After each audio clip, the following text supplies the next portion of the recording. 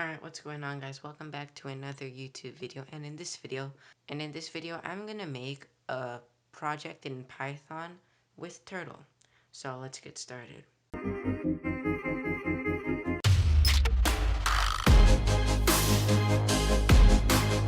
Alright, so as you see, I'm here on Replit.com, so let me just log in. If you don't have an account, just create an account and log in from there. Also, for this project, I would recommend that you watch my previous videos on Turtle, just so you know what's going on. So let me log in and I'll see you there. Alright, so I'm here on this REPL, and now, as usual, the first thing we're gonna do is import Turtle.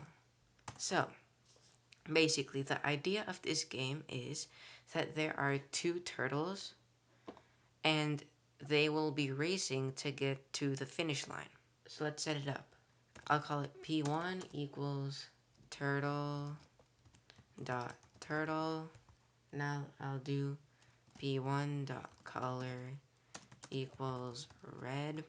P1 dot shape. Let's make the shape equal to the shape of a turtle. And next, let's put up the pen up so I can set it. So P1 dot go to, let's say 200 and 100. And now let's create player 2. So P2 equals turtle dot turtle. Now P2 dot color equals blue. P2 dot shape will be the shape of a turtle. And now let's do P2 dot pen up so we can now move it. And after that, let's do P2 dot go to 200 negative 100. Alright, so now let me make another turtle. I'll call it setup, and I'll set it equal to turtle dot turtle. And let me do setup dot hide turtle. And now let me do setup dot go to 200 150. Setup dot right 90 degrees. Setup dot go to 200 negative 150.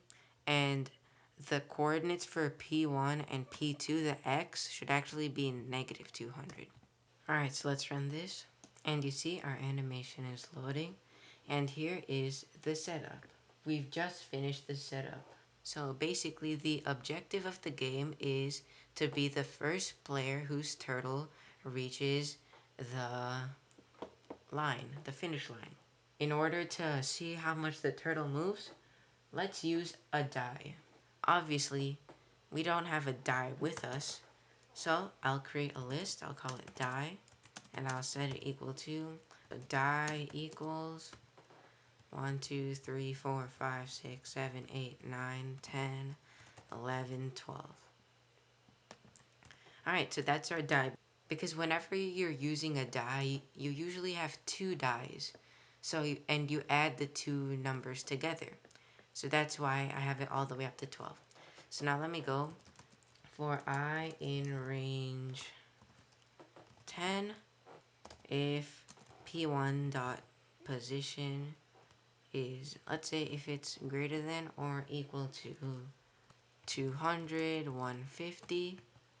If that's the case, let's print player 1 wins. And now let's just break out of the for loop.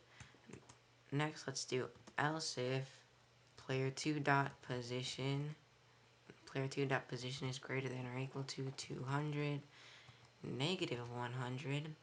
Print player 2 wins.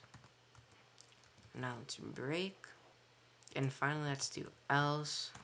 So if those conditions aren't met, else, let's do, I'm just gonna create a variable. So I'll call it P1T, player 1 turn, and I'll set it equal to input, press enter for turn. Now I'll do P1O, player 1 outcome, equals random dot choice die, and this is using a method from the random library, and it just chooses a value at random in the die. Next, let's do player 1 dot forward 10 times die. And actually, let's change the for I in range 10. Let me just make that while true. Alright, so now we have that. Next, let's do P2T equals input, press enter for turn, then P2O equals random dot choice die, and that again just chooses a random value from the die. And now player 2 dot forward 10 times the die. Alright, so we have our code here. Let's try running it. So you see the introduction animation is happening here. I will not show you the console because then you won't be able to see the output. So I'll just keep on pressing enter. So you see, it's a tight race and blue pulls up in the lead. Ooh, and now red's in the lead and blue wins. So you see, player 2 wins down here. And yeah, this is just a simple game. And here is our entire code. So I have our imports, I have the setup, then I have the die, and then I have our while true. And the break basically just breaks out of the loop, so we don't have to manually just set it to false so that the loop will break. Well, thanks for watching, guys. I hope you enjoyed. Don't forget to like and subscribe, and I'll catch you next time. Peace out.